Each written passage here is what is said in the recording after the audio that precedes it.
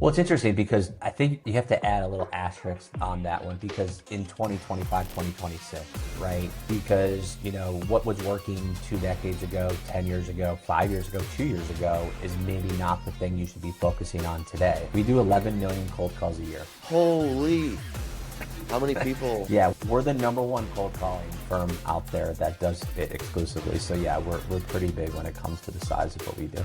Wow, how many people do you have doing that?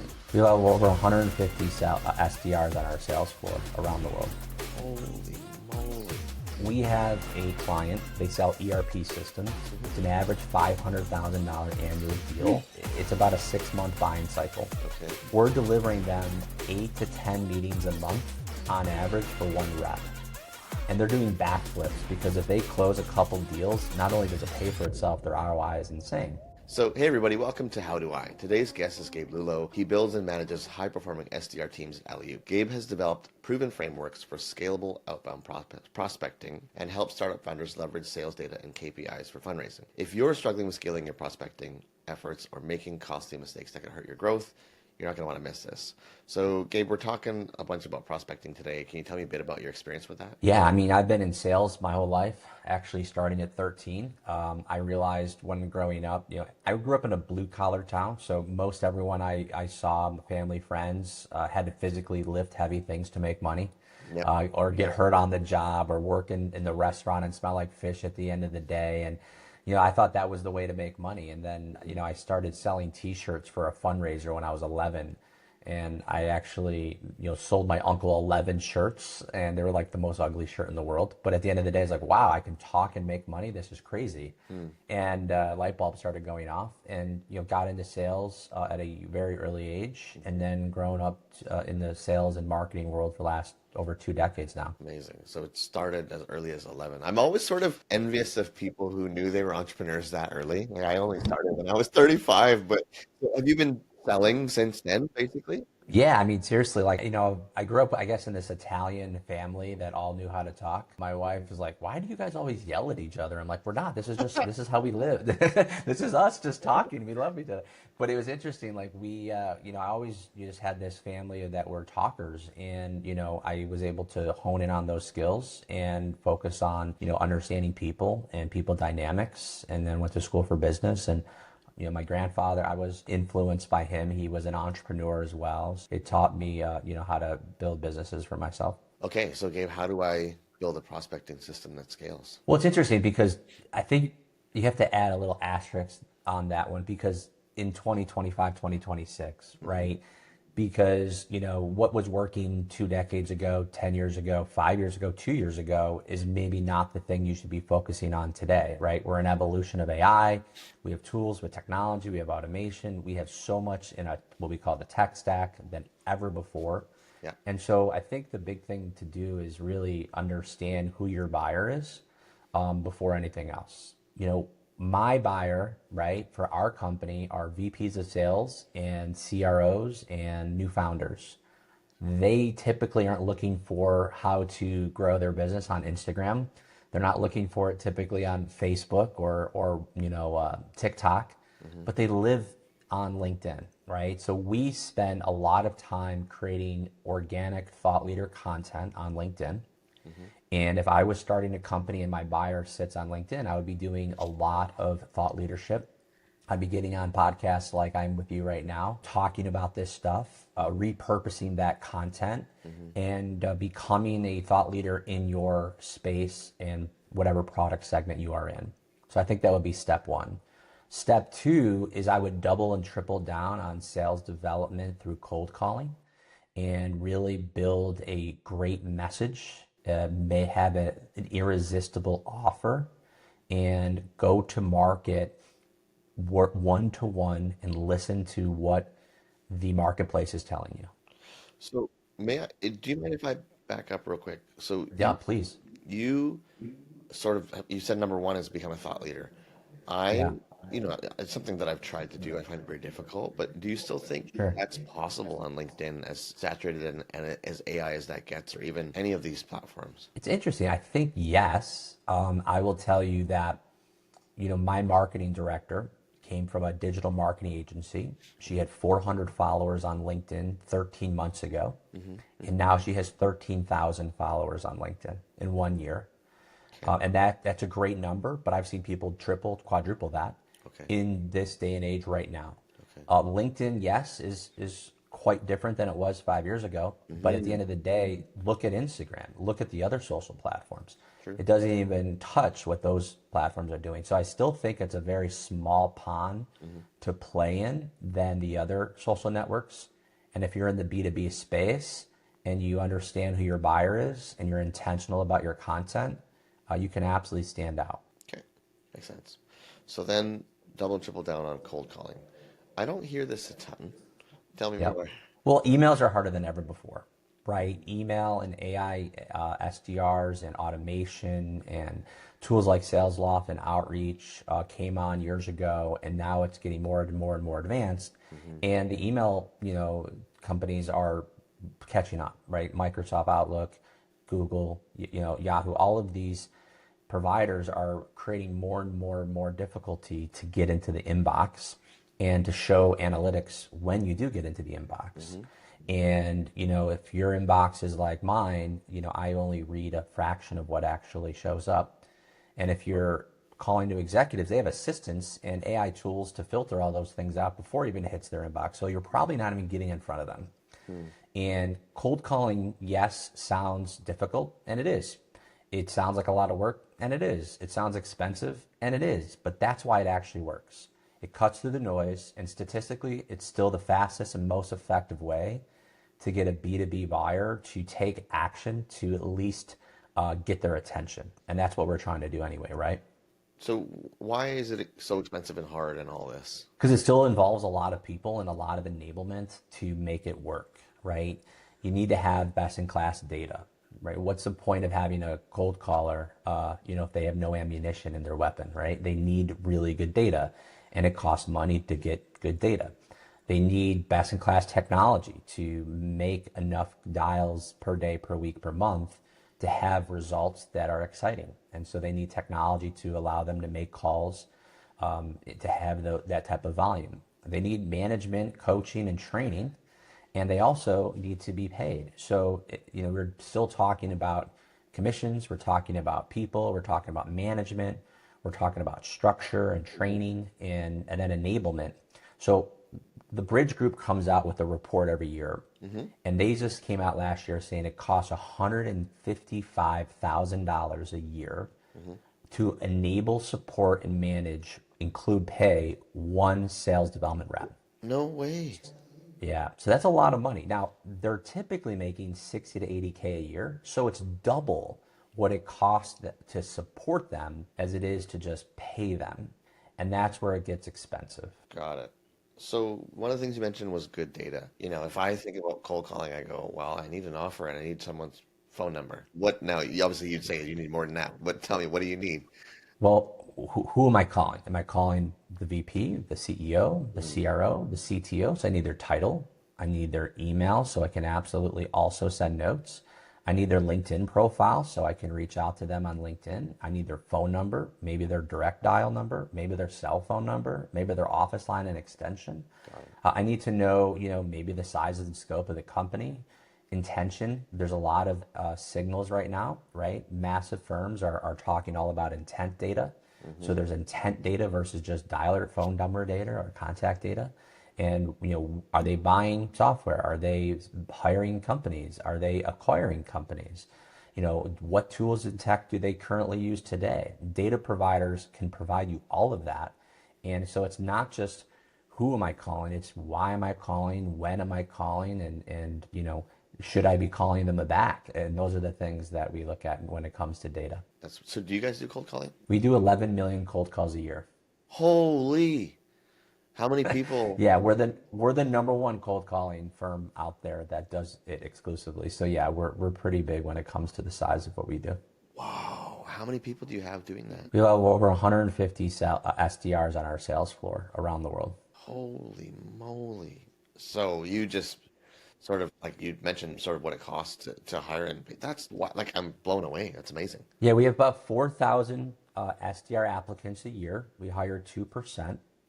We have SDRs sitting on the sales floors representing Peloton, ZoomInfo, Ingram Micro, Microsoft, as well as two guys in a new AI product that is employee number 1 and 2. So as long as there's a business-to-business approach and an appointment or a live demo is in the sales journey for selling whatever it is you sell, we can build a campaign around it. So that's what we do. So you guys will hire cold callers and then they work for other companies, for example. Yeah, so they work for us, but they're on brand and dedicated through a white label a program. So I'll give you I an see. example. Right now, if you get a phone call from ZoomInfo, Mm-hmm. many chances it would be an employee of Alley giving them a call, Mm-hmm. or a cold call from Peloton. It may be an employee of Alley actually doing the call. So our reps are dedicated to our clients, and our Mm-hmm. clients are outsourcing that function to us. Mm-hmm. But it's our employee, their branding. I see. Understood. That's intense. Okay. So thought leadership, cold calling. What else do we need to do for prospecting? Yeah, yeah, absolutely. I mean, you need to understand monitoring management as well, right? So you need to know what your KPIs are. I always say know your number, right? In baseball, they call it batting average, right? Mm-hmm. You got to know your batting average. That's what your value is to a baseball team, and any statistic in any other sport, it's the same. In sales, it's no different, right? How do you create predictable revenue? How do you get investors to say, you know what, I'm going to invest in you? They're going to ask you for your numbers, and not just revenue numbers, activity numbers. So when we work with clients, maybe they're in startup mode, they're looking for funding, they're raising money, and they need to know KPIs, metrics, analytics, so they can go find funding. Mm-hmm. And we provide them that based on what we do every day for them. And it's like a waterfall approach, right? How many dials did you make? How many people picked up? How many conversations you had? What was the result of those conversations, good, bad, and ugly? And then, we break all of that down and showcase it. And then we study it, and then we find trends, we find benchmarks, we set goals and forecast. And that's where you start feeling confident because you just play the numbers. Right. So if you can find the averages, if I put more on that end, I can get more at this end. So actually, I tried to stand up a cold calling campaign myself. I hired somebody and it did not go well for so many reasons. And you'll laugh at them all, I'm sure. But like, this person didn't really know how to use the CRM appropriately, and I don't know how to do it properly either. So what happened is he called a few people and then had to like multi-touch email them or whatever. But then by the time he did that, like the other people were supposed to get called, and so we couldn't even do it in order. Like honestly, it's so hard to do. So that I mean, obviously that makes sense why you guys exist. Yeah. Yeah, I mean, to your point, we hear it all the time, right? We tried something like this before and it didn't work. Yeah. Well, I always say, have you ever had a bad steak at a restaurant? Are you not eating steak anymore? Like, I Right. appreciate that. I No, of course. totally get it, but it's not what you do. Like, your product is not Right. cold calling and prospecting and building sales teams. Your product is X, Y, and Z.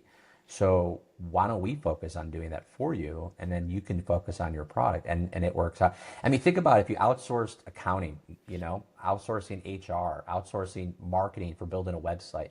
Everyone, every startup, every new company does it, but outsourcing sales development is definitely something that's relatively new, and that's totally understandable. But it is definitely, like you said before, there's a lot of moving parts versus just making a phone call. Hmm.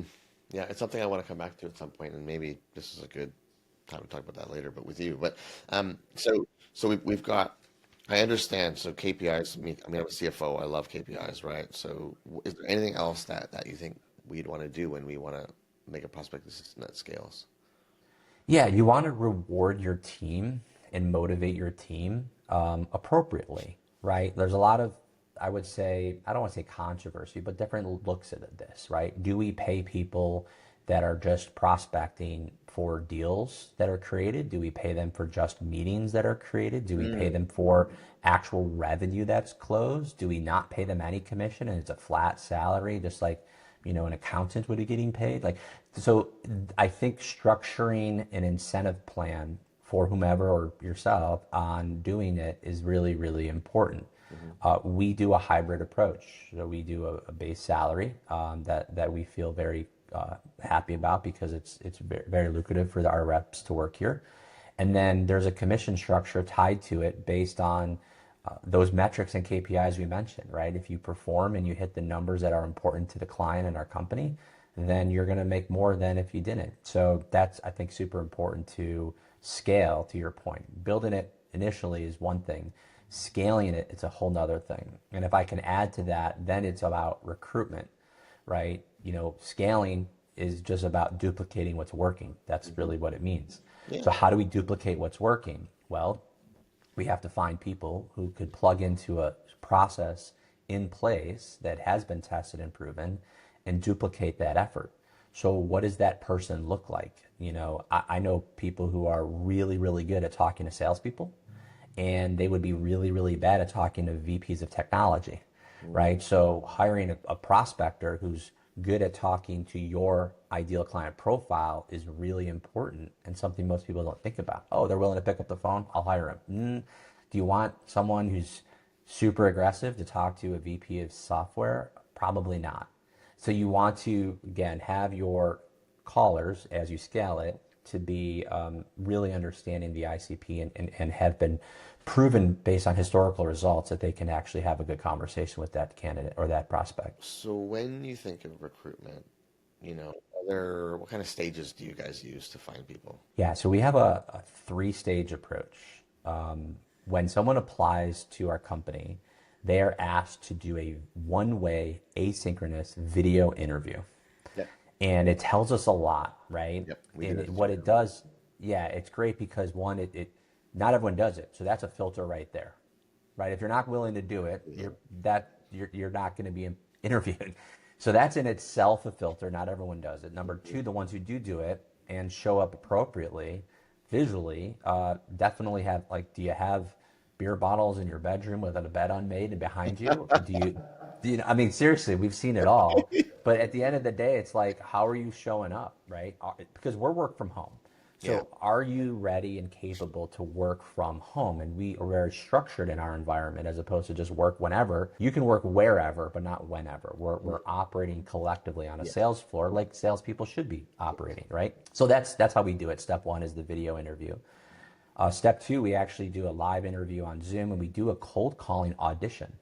So we give them a script, we give them objections, and we ask them to pitch us and see how they sound. And we give them a framework to do it. And it's like an audition. If you got an audition to a movie or a Saturday Night Live, right? You have to audition, and it's the same thing here. And then we do a personality assessment and a final interview. So it's rigorous, but at the end of the day, it's what we offer, right? We are more rigorous than if you had a company selling a widget who's looking for some sales reps. Offering sales reps as a service is is literally our product. So we have to be much more strict, I would say, than others because, if we hire the wrong people, it's a reflection of our company. Yeah. Okay. Cool. Yeah. I just in the past year, we started doing a video one way. That's the first step in our process, and I've taken a lot of shade for that because people don't think you should ask accountants to do this. But what we've discovered is that we need accountants because we're very high touch, white glove. So if we need accountants that are willing to speak up or be uncomfortable or be present and project for us to succeed as a company as well. And so it's really correlated to their success in the company now as well. So yeah, we totally bought in on that. Couldn't agree more. It's really great. We love it. And the tools we use is simple for the candidate. A lot of people say, well, doesn't that, to my point earlier, a lot of people may not do it. Yeah. You're right. But that in itself is part of the process. And thirdly, it is also, easy to do. So if you really want it, to the role, you should have no barriers to do it. 100%. Okay. Anything else? No, that's how we hire. Yeah. Okay. And then now on the prospecting system, we've covered a lot of ground. Is there any other thing you'd want to add on prospecting, scaling prospecting? Yeah, you got to pivot. You got to give it time. I always say, prospecting is not a light switch. To your point before, like building a website, right? You're hired an outsourced marketing team. You tell them what you want. They show you a blueprint, a high level overview of what they're looking at. And then in a couple of months later, a couple of weeks later, you have a website. Very transactional, yet still a professional service. In prospecting, this is a multi-touch campaign. It could take 15 touches on average just to get someone to say hello versus say yes. Right. And that doesn't happen overnight. So I always say in prospecting, whatever you do, you need to give it 1 quarter. You need to give it 90 days before you start pivoting or switching or changing things out. And here's my analogy that most people get because everyone's done this. It's like cooking a bag of popcorn, right? And if you think about it, if you cook a bag of popcorn in a microwave, it takes 3 minutes. But actually that's not true. It takes 3 consistent minutes. Meaning that if you put it in for 1 minute, take it out after that minute and check the bag and make sure it's working, or maybe see if it's not working, then put it back in for another minute and do that 2 more times, you'll have 0 kernels popped. However, if you put it in, 1 minute goes by and nothing's happening. And this is when people start freaking out. Oh my God, this is not working. This is a bad idea. I spent, and then, okay, minute 2, which is month 2, right? You get some kernels starting to pop. And then in month 3, oh my God, there's fireworks going off, right? And so that's how you get a bag of popcorn. You can use the analogy of boiling water, right? A watch pot never boils. Well, technically that's not true, but it takes time to boil water. And in prospecting, you need to give it time. And just because it's not working doesn't mean it's not going to work. But if you're in month 6 and it's not popping, you have a problem and you need to pivot. So be willing and ready to pivot. Be willing and ready to evaluate, monitor intently, but don't expect it. You have to have some delayed gratification in place. So here's I think for me, the question then is, I think I obviously I buy into the idea of waiting. For us, we've been doing some digital marketing and it took a while to work and it's starting to work now and it's great. But how, like, what if you're just doing it wrong for 90 days? You know what I mean? How do you know? Like, would you know at all or, you know? Well, that's what I mean. I'm not here to plug, I'm here to talk. But at the end of the day, you have to be super careful about what you mean by doing it. Like, are you doing it with the best people? Are you doing it with the best tech? Are you doubling down on it, or are you toe dipping?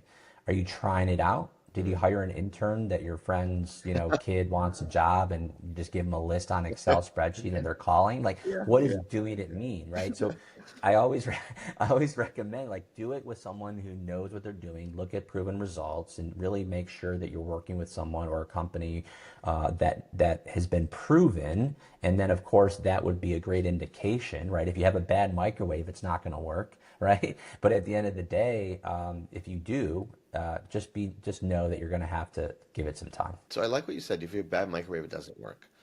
Yeah. But as long as you have a microwave that works, microwaves always heat up food. So is it your opinion that cold calling should work for most B2B if you just do it correctly long enough? Yes.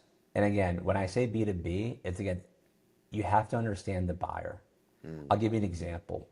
We have a client, they sell ERP systems. It's an average $500,000 annual deal. And it's about a 6-month buying cycle. Okay. We're delivering them 8 to 10 meetings a month on average for one rep. And they're doing backflips because if they close a couple deals, not only does it pay for itself, their ROI is insane, right? Right. And that's a great success story. That is considered working. Now, I have another company right now that is selling golf simulators to golf courses. Okay. Yeah. Okay. And our rep is producing 50 qualified appointments per month. Wow. Okay. Dude. So he's doing more than what? 5x what the other one is doing, right? If you think about it. And so the reality is that's successful also. But it's just a matter of the numbers are very, very different. So success doesn't have to mean a specific number, right? The average in appointment setting in the B2B space right now, also from the Bridge Group, is 12 meetings per month per rep. That could be horrible for the second client and unbelievably too high or great for the first client. So it's, again, about knowing what your averages are, and knowing what the industry should result in is also quite important to determine if it's well or not. So if we break that into some numbers, we talked about like 160K roughly for a rep, and we're getting 12 meetings a month is the average. So you can come at this and go, well, if it's 150K, we're getting 12 meetings a month, we're going to close 20%. How many would you close in those meetings? I would say at that one, because it's a bigger deal and a longer sales cycle, you're looking at between 10 to 20%. Okay. So we're going to close one or two calls a month. And Hmm. if the LTV is whatever number, that then pays for with an ROI and profit and margin on the 155K. So is that how people should look at it then? Like, let's say my LTV is very low and I need to have 80 meetings a month, and that's not possible. That means I shouldn't probably use. That's okay. That's exactly right. And that's how you have to determine it. And that's why we get really nitty and gritty with the CFO and the CRO to determine those numbers. Because maybe, face-to-face prospecting like cold calling isn't the most effective way to do it. We found that it is definitely outbound is a channel. It should not be your only channel, to my point before with doing content and doing other types of marketing. But it shouldn't be a channel you should just sleep on or just only rely on. Mm. If you think about it like this, like ZoomInfo is a great example. You're selling to sellers, right? VPs of sales is typically your buyer. Salespeople pick up the phone. Salespeople Mm. talk on the phone. Mhm. Salespeople respect other communicators who are like them. Mhm. So it's a great product to sell if it was approached via phone call. That's why they have 600 SDRs on their sales floor in-house. And so that's their approach, and it works for them. And they grew from zero to $2 billion and went public mainly on the back of cold calling. And at the end of the day, that's a great fit. So you do have to do the numbers. You have to look at the ROI, and you have to, like you just said, it has to make sense. But you have to also try it to determine whether or not it makes sense, in my opinion. Got it. Is there a minimum ACV or annual contract value that you think makes sense from a cold calling perspective? If anything is less than 10 to 15,000 ACV for what you're selling annually, that may or may not work Okay. unless you have a really strong inbound, unless you have a really great brand, unless you, like I said, can connect with a lot of people and have more of a high volume play. Got it. Attaching physical people to that prospecting effort could not make sense financially. That makes sense. So we got to give it time, 90 days, and you should start with a good microwave is what I'm hearing, right? Like I just cobbled together what I thought was a heat lamp and a tray, and so it didn't work, but it was never going to. That's understandable. What else? Is there anything else you would add about prospecting? Understand it's a people business, Yeah. right? Know that if there was a dip for a week and your rep didn't hit the numbers you were expecting, maybe they had a death in the family. Mm. Maybe, their kid got sick. Like, understand that you're in the people business when it comes to this. It's not just, an AI tool sending out hundreds of emails every single day. You have to understand that there is people on the other end, and just the nuances of life do affect the numbers, and you have to be responsive to that. Amazing. If I may go back to one thing you said about multi-touch, Yeah. you may have went a bit quicker there, but jog my memory. You said sort of you want their phone number and maybe their cell number and maybe their email and maybe their LinkedIn. And so when you talk about these campaigns, it's not just you're not just calling them 15 times, right? Or Yeah, yeah, exactly. So what we do is we call multi-touch or omni-channel or multi-channel approach, and that's how we approach every single campaign. Are we emailing people? Absolutely. Are we reaching out to them on LinkedIn and connecting with them? Absolutely. Are we sending them a DM? 100%. Direct message? Yes. Are we also calling? Yes. It's not one or the other. I It's a see. combination of all three. Makes sense. Those are the ingredients for success. Now, the way we like to operate is we like to use the messaging channels such as LinkedIn and email as a way to tee up, warm up, or set up a call. Because I do believe that the best and most effective way to get someone into action is to just speak with them live, right? So what instead of sending emails with, 15 paragraphs of your offering, maybe send them an email and say, hey, Matt, this is Gabe. I just pinged you here on LinkedIn and left you a voicemail on your phone. I don't know if email is the best way to connect, but I'm trying to reach you on something I think would be really exciting for you to take a look at. Can you give me a call back tomorrow? If not, I'll give you a call back tomorrow. Hmm. If I sent that in my email, just that, would you respond? One, and two, when I call you tomorrow, if you don't respond, you're probably going to know who I am or recognize it, versus a 17 paragraph dissertation of why you're better than the other company that is sent one right above you, right? Yeah. I talked to someone about this, and this was actually in response to meeting bookings or whatever. And they said, always text some, if someone books a meeting with you, text them, hey, this is Matt from blah, blah, blah. And then when you call, Apple can suggest who it might be, a name, so that's not unknown. So yeah, it's super interesting, man. Let me tell you another funny one. So I'm very bullish on LinkedIn prospecting right So, now, but yeah. it was well after I started creating a name for myself and a brand for myself. So I post twice a day on LinkedIn, very aggressive. Wow, okay. Um, but I will say my LinkedIn DMs is where the magic happens. But Really? I don't use automation tools. I'm not sending out 5 paragraphs. You know, people send things on like they literally looks like an email on your LinkedIn Yeah, DM. yeah. And so I use voice notes a lot. I use video notes a lot. Hmm. And other thing that I do, I have a 12-year-old daughter, and one of my friends said, Gabe, you said this before in a podcast. What was it? And he's like, you said like email like you text. I'm like, yeah, you have to email and message people like you text them. Just like you text your brother, your mom, your aunt, your uncle, you know, reach out to people like that, kind of like what you were saying, send them a text. Like those little hacks are important because you want to stand out just by being a human. Hmm. So one of the things I did recently is I shut off on my iPhone the cap locks function, where now when I text, everything's lowercase.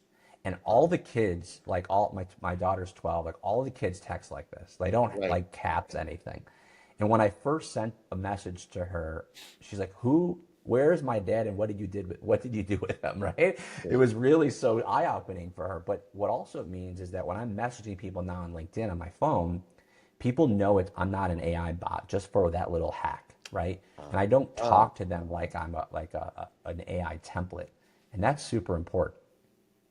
amazing. That's super cool. So I feel like people listening can understand at least how to set up their own thing. It's really difficult to do. You know, you'll hear that from me first, but at least I think we know what we could do if we had people that could do it. So thank you for sharing that. Well, so now that we know what to do, where can we find you? You want to tell us what you do, more about what you do, what you're up to? Yeah, I mean, companies invite us in that are in startup mode and super small. To your point, they've tried to do this before. They understand the value, but they just don't have the bandwidth or the wherewithal or the capital to build it out. And they invite us in to do that. And what's unique about us is we start off small, right? We don't need to build a 10-person team, even a one-person team. We do fractional prospecting Hmm. at a lower price point for Mhm. startups to start the process and to get going. And so that's one of the things that we do. If you have an SMB or even an enterprise business, we scale out very large teams for huge companies as well. Mhm. So usually that's brought in where there's a gap in hiring, or there's a new product segment they're launching, or there's a new territory that they want to penetrate, and something maybe a little bit more temporary. So you Mhm. can work with us versus having to hire full-time employees and to test something. Mhm. And so those are things that we can absolutely do. And as I said before, I'm on LinkedIn, so you can always reach out to me directly. Amazing. That's great. Well, thank you so much. This was awesome. Thank you so much for your time, man. Thank you, man. Big fan of yours. Appreciate it.